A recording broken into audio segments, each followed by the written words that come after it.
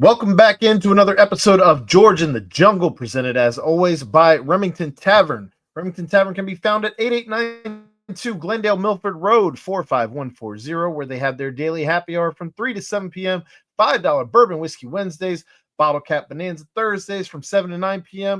You can check them out on Instagram at RemyTavCincy. That's REMITAV, Cincy with a Y, or follow them on Facebook. While you're at Remington Tavern, be sure to grab yourself an ice cold Cincy Light on tap.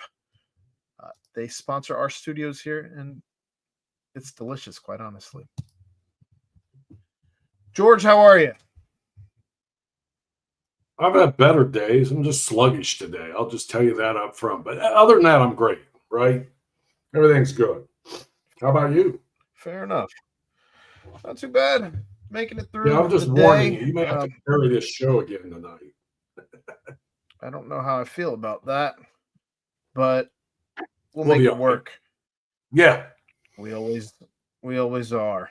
That said, let's start right off the bat with the Cincinnati Bearcats baseball team as they find themselves an at-large bid, George, for the first time since the 90s.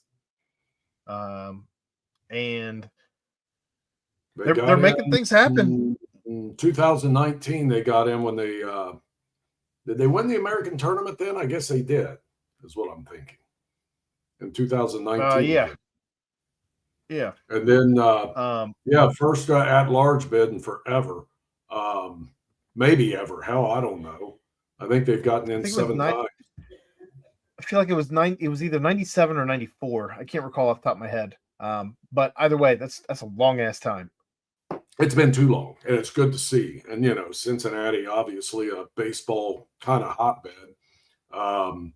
With a lot of talent, a lot of good high school programs around here. So it's good to see, and they've gotten some of those kids. And it's good to see that they've made the tournament, and it's going to be fun. All you want to do is get a chance, and they've got a chance now.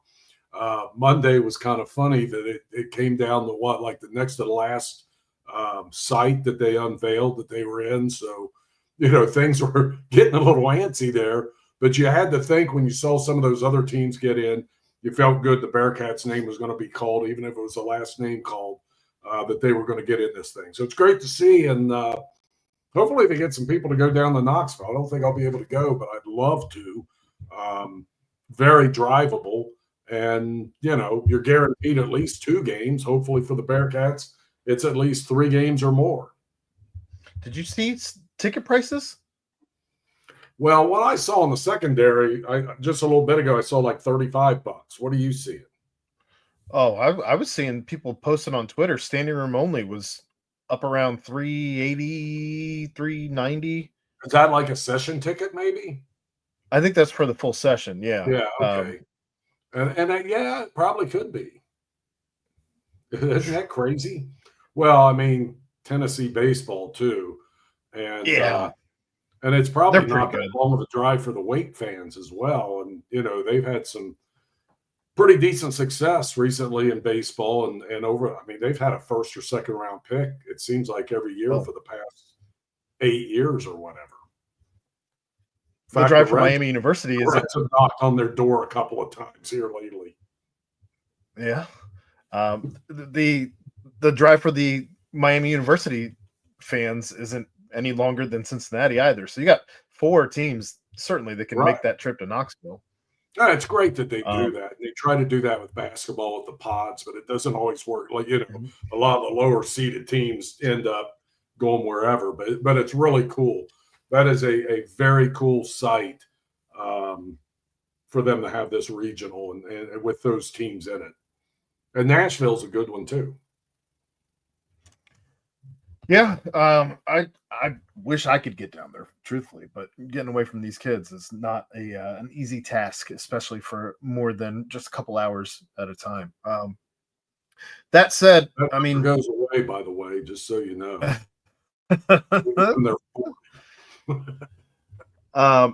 This team certainly made some noise. This team certainly made some noise here, especially towards the end of the season, second year in a row. Now that Jordan Bishel and them boys have done that towards the end of the season. This year, they get over the hump. They become the first University of Cincinnati team in the Big 12 to get into postseason play outside of just the conference tournament. Are you surprised at this point? Yeah, With I am.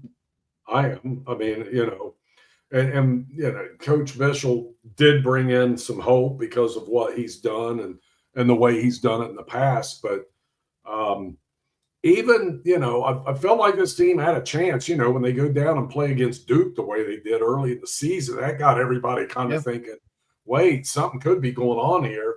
Then there was a stretch where it wasn't so great, but they had to win when it mattered, and they played really well down the stretch to make this happen.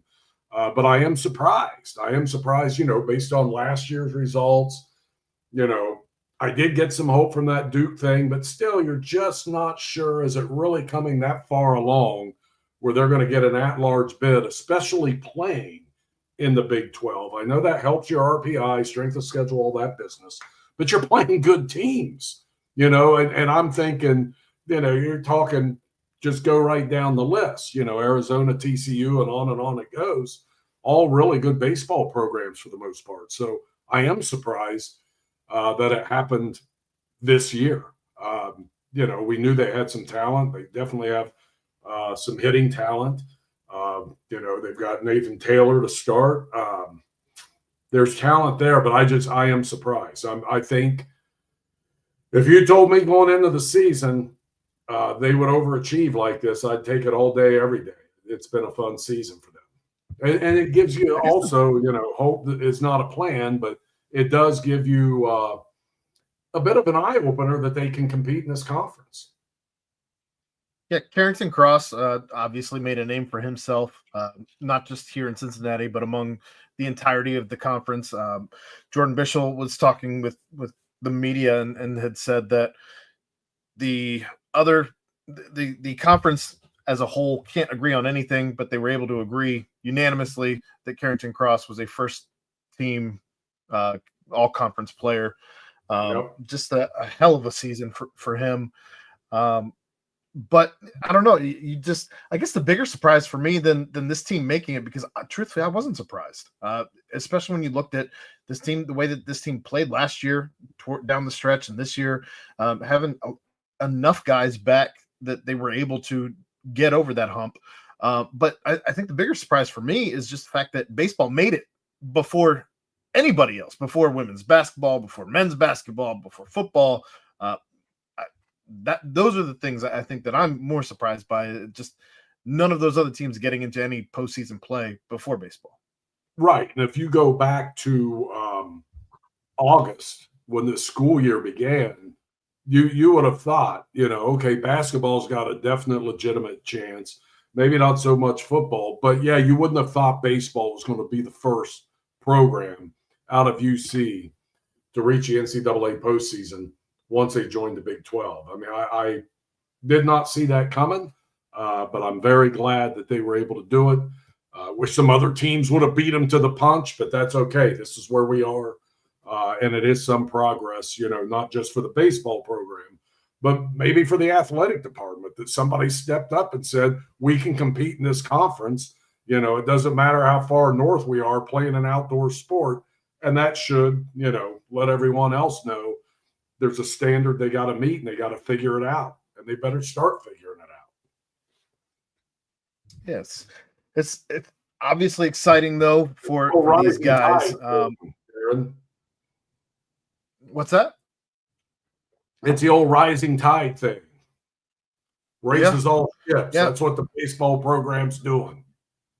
Fingers crossed. It had to start somewhere. I'm the AD, and I'm looking at my football and basketball coach, and this guy gets the baseball team in first.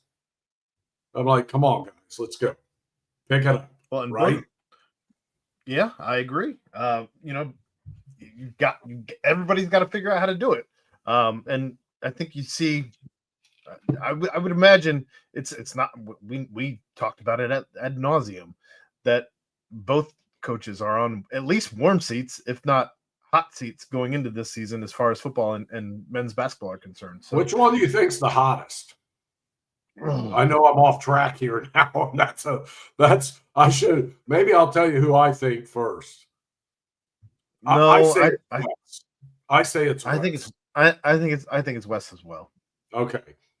I mean, because football does take a little while to, it's not like you can get three good guys on a football team and that changes wins and losses. You can Right. do that with basketball. It's and not making excuses, but that's just the reality of the situation. And if I'm the guy, sitting at the head of the table making the decisions, I'm like, that both seats are warm, but that one's warmer. Well, in any case, it's a two-loss, 2-and-out tournament for the Bearcats baseball team down there. So they start off against Wake Forest. How do you see this going for the Bearcats down in Knoxville? Well, I hope the young man starting for Wake Forest doesn't pitch like Chase Burns did last year.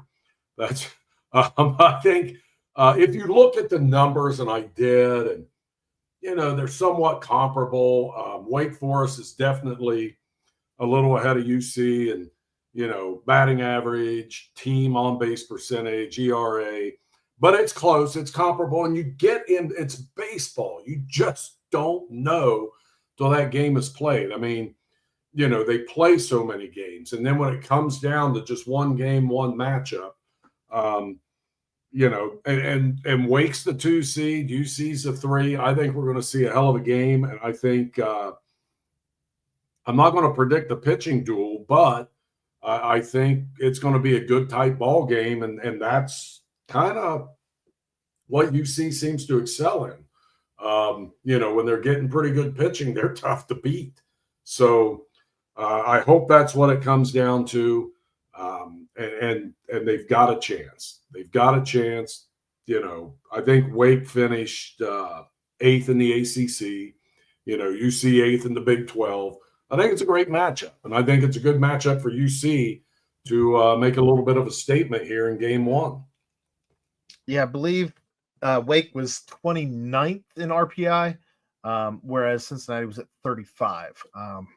So, yeah, it should be at least that should be an even matchup. You're going to get their best, and Cincinnati's going to give it their best. I don't think they're going to be running Kellen O'Connor out there in as relief in that game, as they'll probably be saving him for whoever they match up with in Game 2.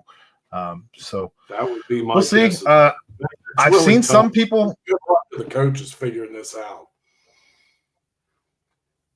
Yeah, I've seen some people projecting Cincinnati to win this one, this and get to the Super Regional. I don't know if that's maybe a little out over your skis or just trying to have the picking the wild card or something like that. But we'll see. So I can see why they would be kind of a fun. I don't want to call them a Cinderella, but definitely a dark horse pick. Maybe not a dark horse to come out of that regional, but a dark horse to make noise in the tournament. They're an interesting team, and when they get on a roll offensively, and they do all those other things that a lot of baseball teams don't do anymore, and they're good at it. So it's an interesting style. Definitely fun to watch as a fan, especially someone who grew up when speed became such a big factor in Major League Baseball for a while when they were playing on AstroTurf. Then you had the Vince Colemans of the world and guys that just excelled in that environment. It's fun to watch that small ball again like that. Yeah, that game will be on Friday at 1 p.m. Of course, again down in Knoxville. So should be plenty of interesting baseball through the weekend. I'm with you. I think it'd be very fun to see this particular brand of baseball emerge, because you're going against, I mean, as far as Tennessee and both Wake Forest, they hit a lot of bombs, and it's a short field, which could potentially benefit Cincinnati as well. I don't know that they've played in a ton of short fields, but anything can happen. It's baseball. Weird shit happens in baseball in general. It really does. It's It's crazy. It's definitely game to game. It's impossible to predict. And you can say that about any sport. You can say that hoops, certain guys get hot. Football, there's definitely losses and wins in football you can't explain, but baseball is just a different animal every day. Like whichever team gets out of bed on the right side and feels good that day, they're probably going to win the game. And it doesn't matter how, obviously a bunch of guys like me aren't going to get out of bed on the right side and beat a team like Wake Forest or Tennessee, but certainly the Bearcats can. Obviously, the biggest question mark is Landon Vitterick going to play? So that's still a I coin flip. hope he does. I hope he. He's a difference maker. He's definitely a big part of what they do. Very productive player, and then it just again it just slide. It gives you more depth. Obviously, you got another player out there on the field, and then they can slide some other guys forward and other people wherever they fit in that particular game. So I would love to see him back. Well, let's switch gears here as we will still talk baseball, but just a little bit more at the professional level. Some of those Wake Forest pitchers, if you will. Yeah. But the Cincinnati Reds, talk about Wake Forest pitchers, I guess. Rhett Lauder. He's injured, and it was 12 pitches into his last outing last week, and just an injury that you did not want to see happen, because I would have loved to see him as much needed depth on a team that right now, as far as starting pitching is going, isn't necessarily a weak point for this team, but the bullpen has struggled mightily over the course of the last week. Oh, it's killed him. Obviously, it killed him. And I don't know where you turn. And I know Terry Francona's struggling with this. Like, who do you turn to? Who do you trust? Because pretty much everybody down there has had issues over this past week and has failed in big situations, and it's cost them dearly. To the point where, a week ago, I've got some serious hope that they will hang around and compete. And now I'm of the opinion they're just not good enough. They're just not good enough again. And it's the same old crap where, the hitting's gone for a while and the pitching's great. Then the hitting comes around and then you're losing ball games, like they lost Friday night, which just kills you. Game one against the first place team. And you cough one up like that, and then you end up losing 2 out of 3. You can't. Worse than that, George, is losing 2 of 3 to the Pirates, last place. The series and they before. did that to the White Sox too. Now, okay, you're in Kansas City, and last I saw they were tied tonight. 3-2. They're up 3-2 right now in the bottom. Pray to God they sweep this, because then they're at Chicago, and then Milwaukee, who traditionally owns the Reds, is coming in next week. So they've blown some opportunities to get what you would call layups or easy wins against teams that have struggled and are struggling. And Pittsburgh hadn't been as bad as they've been, but yeah, you can't do what they've done and do it in the way they've done it, which is worse. Is you have some leads, you get some decent starting pitching, and I know, like yesterday, Martinez comes out for the 7th, and it's like whack, then whack, 2-run homer after a double, then whack, another double. And, Francona's over there. Jesus Christ, I got to bring a reliever in, but what do I do? I forget who he brought in. He had Jabot, and then the guy he brought in, warming up. I'm just like, I don't know who you pick. It's just like Russian roulette. You just pray the chamber ain't loaded. Well, I guess to kind of piggyback on your point, the Reds had the easiest first third of the season schedule as far as wins, losses, and all of that compiled. Out of anyone in baseball, they had the easiest schedule for the first third of the season.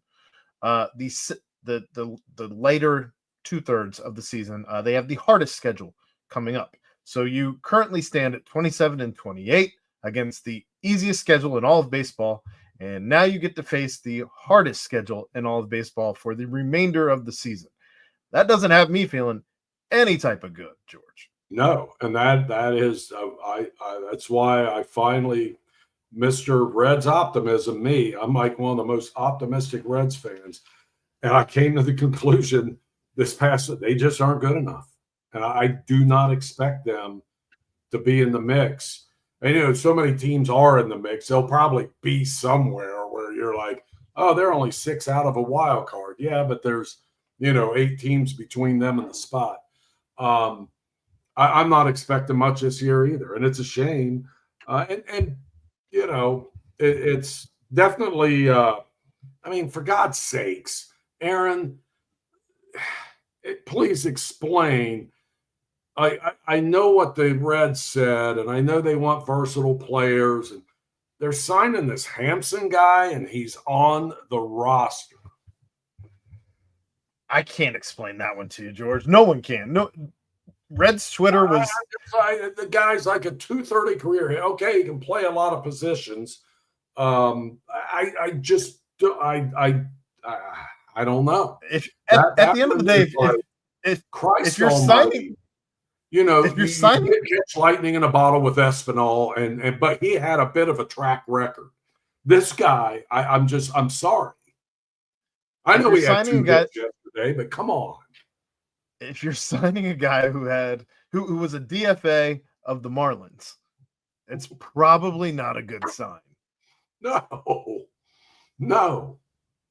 It was hitting one. We don't have enough 180 guys on this team that you got to go out and get another one. I'm sorry. It cost you an option on Rhys Hines.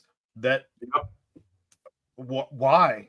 I don't understand why you're not keeping him here.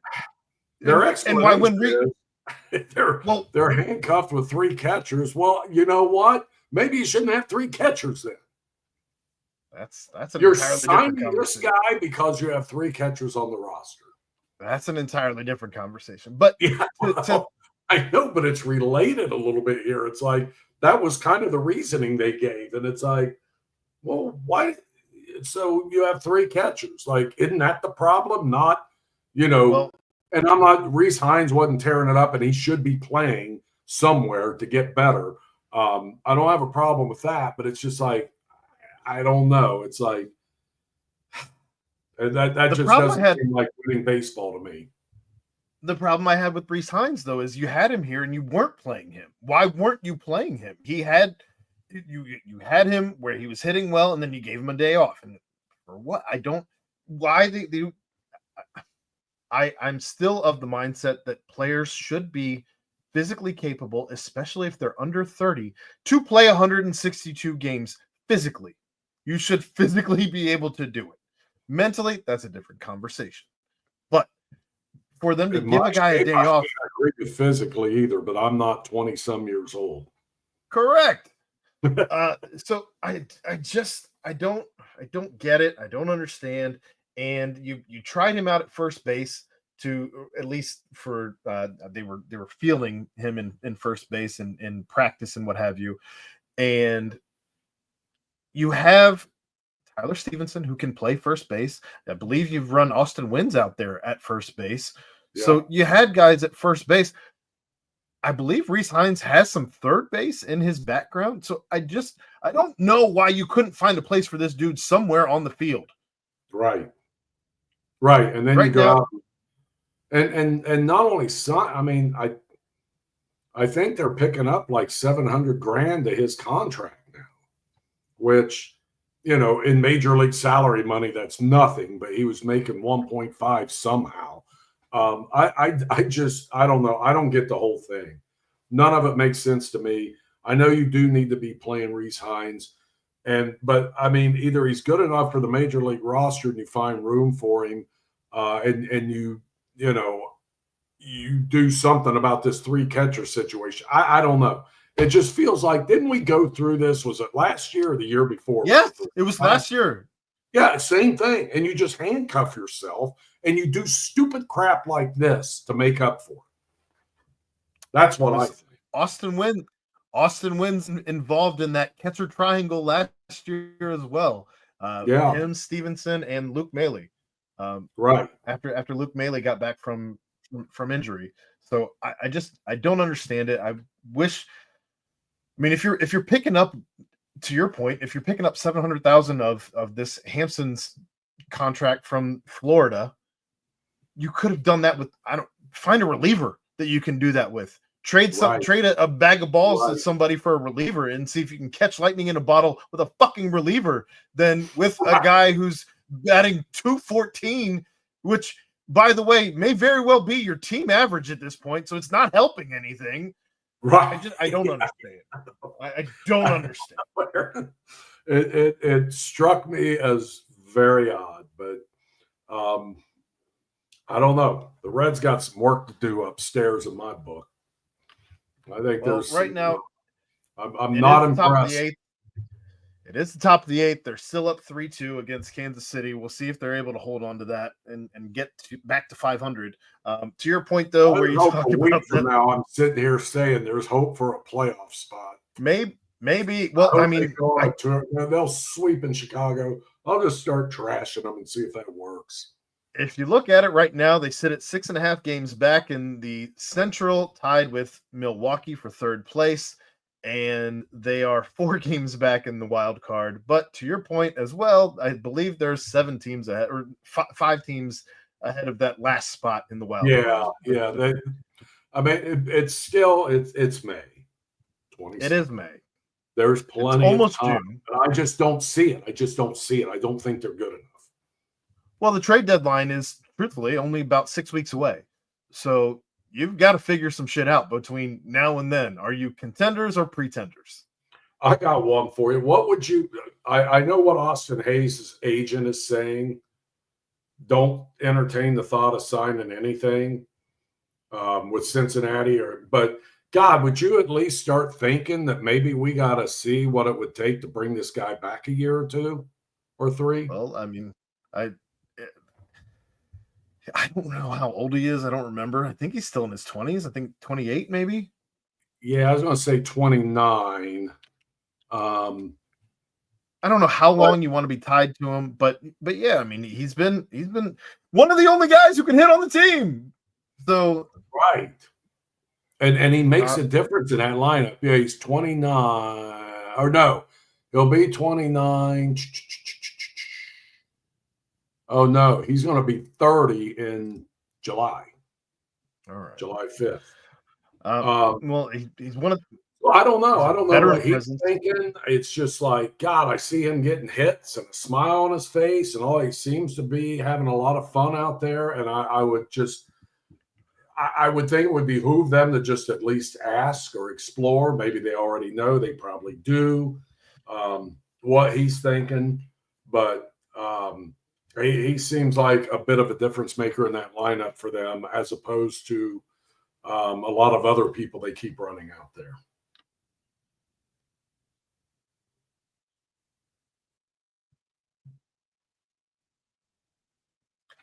I don't know what you do. I just know that they've got to figure it out here soon because, again, it doesn't seem like it's to me anyway, it doesn't seem like it's a long, far away. That draft or the trade deadline, what, July like 27th or something like that. So it's you're what, 2 months away. It's looming. Well, I mean, I guess if you don't sign him, you trade him, right? Depending on where you're at. Truthfully. And maybe he can make a good. Well, we'll see. That said, the Cincinnati Bengals, they had OTAs this week. We've gotten our first glimpse at potentially the starting offensive line. as you don't see Cordell Volson in it at this point in time. He has been relegated to second team, I guess. He did sign a new contract. He renegotiated his contract for this season. Um, I found that quite interesting, actually, freeing up something like what 500, $600,000 for the team for this season. But what did you make of the new offensive line, George? I kind of expected it, although I didn't know that they would like roll it out there like, day one of minicamp. Um, but, when the Bengals drafted Fairchild, they said we're looking at him as our starting left guard. It's his job to lose. And they are definitely doing that. Certainly that will send a message and then some to Volson. And then on the right side, the new guy steps in and is listed as a starter there. And Cody Ford's a guy that's been more than adequate at some of the places they put him, but they don't. And, God bless him. I like him in the position he's in where he can go in and play anywhere. And I think that's what we see him. Yeah, he's been very valuable at that for them. And so there's no reason not to keep it like that and start the other dude out as starting right guard and left guard, the other dudes. So I'm not shocked by it. I saw it this way on paper coming into this. So I guess they figured we may as well just do it from the get-go as part of their renewed effort to figure out a way to start fast when the season begins. Get everybody. Yeah, you got Orlando Brown at left tackle, Dylan Fairchild at left guard, Ted Karras at center, Lucas Patrick at right guard, taking over for Cordell Volson there, and Amarius Mims at right tackle. I like it. I still don't know how I feel about Lucas Patrick. I think that remains to be seen. He's never. Totally. I don't know. I don't know that he's really been given this opportunity anywhere he's been. He's kind of been a journeyman at this point. A little nervous about that spot, if I'm being completely honest. But there's people who get paid. You still have Volson and Ford hanging around, and they still have options that are not terrible options. Let's put it that way. Although some may beg to differ on one of those two, but someone who at least has NFL experience. BJ Hill, of course, out of his walking boot, so he is no longer there. So that's a good sign. Also, everything has been pointing to the fact that our favorite receiver to talk about last year, because he was in quite a bit of trouble, seems to have matured, apparently, according to Joe Burrow. I have no reason to say he hasn't. I have no reason to say he has, other than based on what his teammates are saying publicly about him. And I hope they're right. I want to give guys second chances and stuff, but he would have been. I don't know if I'd made him jump, but he would have been on my plank after all that stuff at the end of last year. Well, I can only imagine how potent this offense could be if you had a fourth receiver like Jermaine Burton, what he is physically capable of doing, what we've seen him do in college. Even you've seen, I don't even know that flashes is quite enough. I think you saw it maybe once or twice last year where he really, really just took off on a route. But Joe Burrow claims that he is matured physically and mentally. And I think it'll be very interesting to see if Jermaine Burton's able to keep his head on straight, both on and off the field this year. Yeah, and what I like about this team and what they've become is a guy like Burton is a complete outlier. Like, they've got a lot of guys that are professional, they talk about all the time drafting captains and team leaders, and they've got a locker room full of those guys. And now a guy like Burton sticks out like a sore thumb when he's kind of off the beaten path. And it's like, come on, dude, get back over here with the rest of us. It wasn't always like that in that Bengals locker room. It was like the guys who were the team leaders stuck out like a sore thumb, and everybody else was, and you know, being around it like I was and seeing it and how it is now, that I think can go a long way to helping this kid, that he's around so many guys like that, and guys who you know, want to see people succeed and others succeed and teammates succeed. And that's what a leader does. That's what a leader is. And they've got a bunch of those guys. And I think, you know, am I sitting here saying, you know, he's going to make it and be great? No, but he's got a hell of a chance. And I feel good about his chances with this Cincinnati Bengals locker room with what they've brought in. And it's, I mean, you go down the list of the guys they drafted this year, and it's, you know, you can't find anything negative about, you know, character flaws and things of that nature. Well, it's pretty much time to put up or shut up for him. So I think he's been given enough chances. He's been given enough chances. It's kind of strike three, you're out at this point. Yeah, and this is his second year, right? Second year, yeah. And I agree with you. Strike three, you're out. I think he's on very thin ice as well. He should be. Hopefully, you know, he realizes that and is mature enough to do what it takes to not fall through that thin ice. And we'll see, because, you know, there's a lot of temptations when you're in that kind of a arena that he's in. You know, you got people coming at you from all angles, and you've just got to keep your head on straight and know what is best for you and do what is best for you long term. And sometimes it's hard for young people to realize that, but I hope it's clicking for him now, because he's had a slew of chances, and, you know, he's had chances with the Bengals, and I would have been fine either way. If they said at the end of the year or after that business at the end of, if they said walk, I would have totally understood.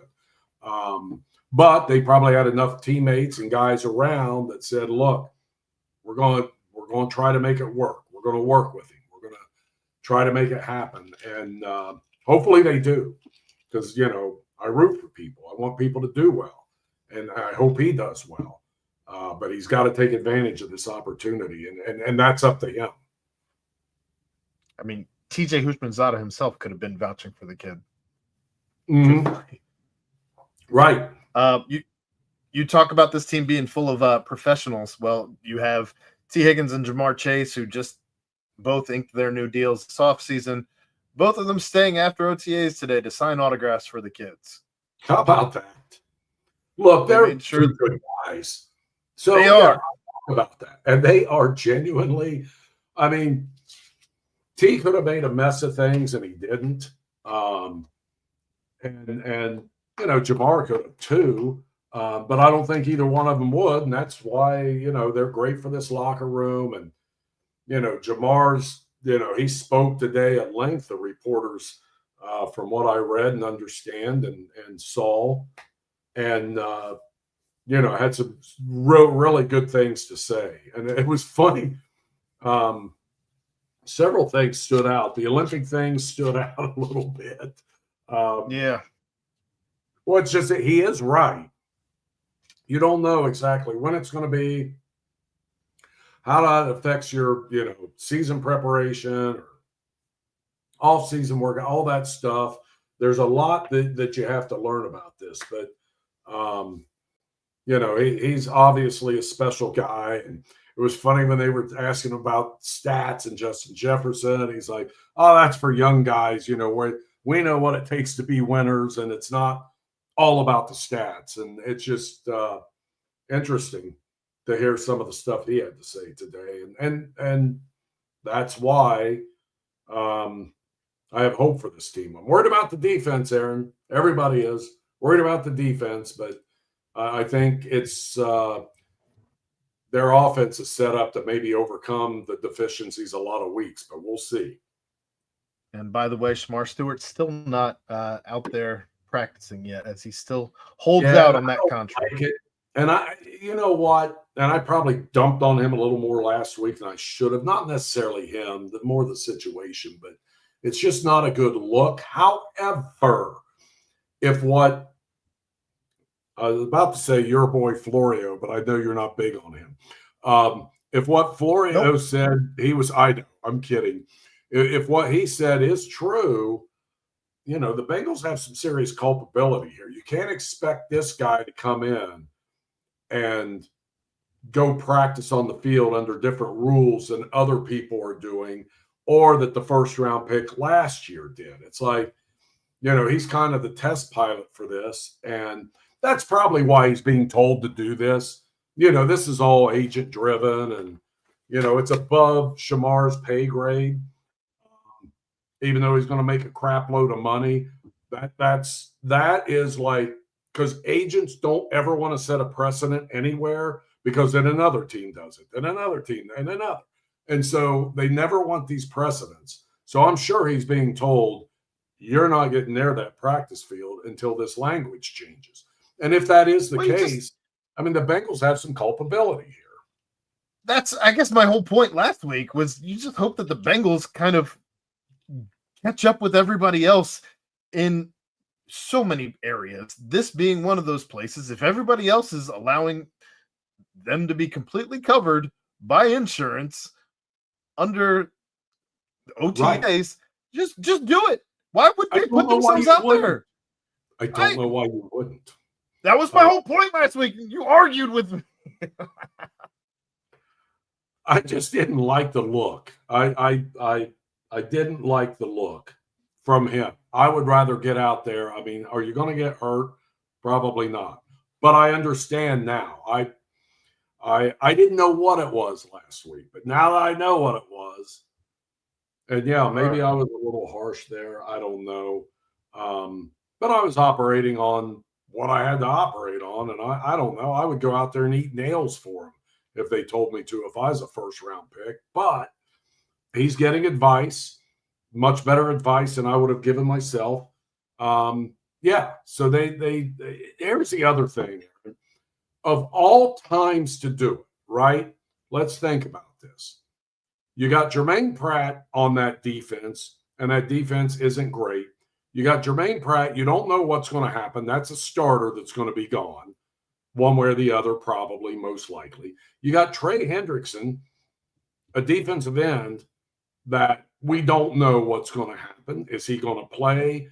Are they going to – what's going to – and so your first-round pick is a defensive end that you hope you can plug in and start pretty quickly, and you're doing this now when all these other balls are in the air, and now you're going to make a stand? Don't make it now. I mean, you need this guy. You need this guy. You don't know what's going to happen. If, you know, this Trey Hendrickson thing, who knows where it's going to go. So you need Shamar Stewart more than you need a god dang insurance policy that, you know, ensures that you get your money back. I mean, come on. So I'm a little irritated with the Bengals right now.